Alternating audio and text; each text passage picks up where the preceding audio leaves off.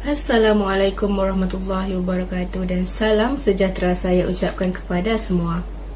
Yang berusaha Encik Muhammad Fawis bin Bakri selaku pensyarah wacana akademik Bahasa Melayu. Saya, Hani Syuhada binti Hamran bernombor metrik di 2021-109972 daripada Fakulti Pembangunan Manusia akan berkongsi serba sedikit tentang isu buli yang ada di Malaysia. Sejak kebelakangan ini, isu buli sering meniti dari bibir ke bibir masyarakat dan saya pasti anda semua mesti tidak janggal lagi dengan perkataan buli kerana ia merupakan sebuah isu yang sering terjadi di negara ini. Buli? Apa itu buli?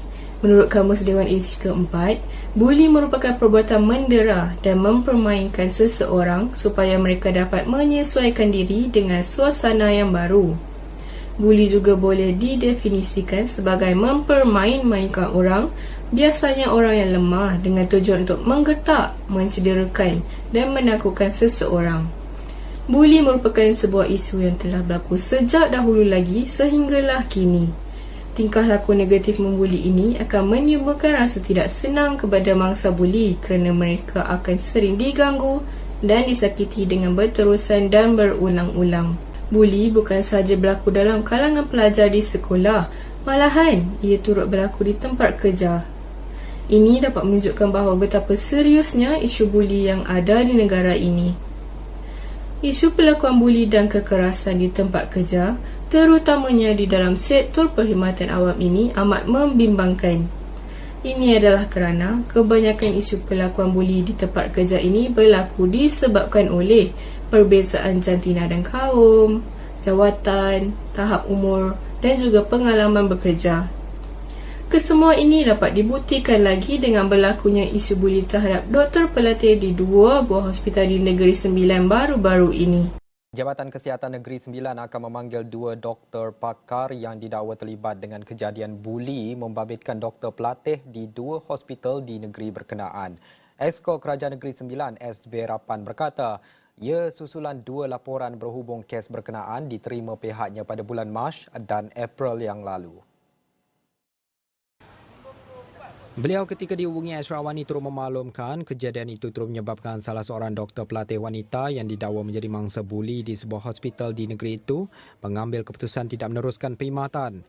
Maklumat awal yang diterima, kes buli junior itu tidak melibatkan kumpulan senior yang ramai, sebaliknya hanya membabitkan dua individu yang juga doktor pakar yang bertugas di dua hospital kerajaan. Pengarah Kesihatan Negeri sudah diarahkan untuk menjalankan siasatan segera berhubung isu berkenaan.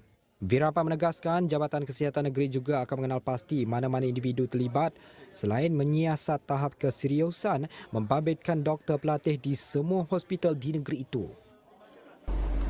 Mengapa pihak atasan mengambil tindakan tersebut?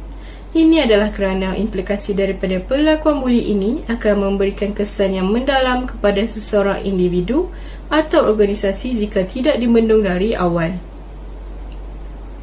Antara implikasi pelakuan buli ini terhadap mangsa buli adalah ia akan menyebabkan kemurungan dan tekanan yang berpanjangan terhadap seseorang dan ia seterusnya akan mempengaruhi kehidupan mangsa sehingga menyebabkan kecederaan atau kematian.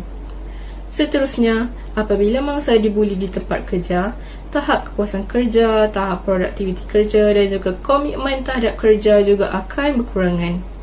Jumlah ketidakhadiran juga akan meningkat dan akhirnya berlaku peningkatan jumlah pekerja yang berhenti. Ini akan memberi kesan terhadap individu yang dibuli dan secara tidak langsung ia juga akan memberi kesan terhadap sesebuah organisasi.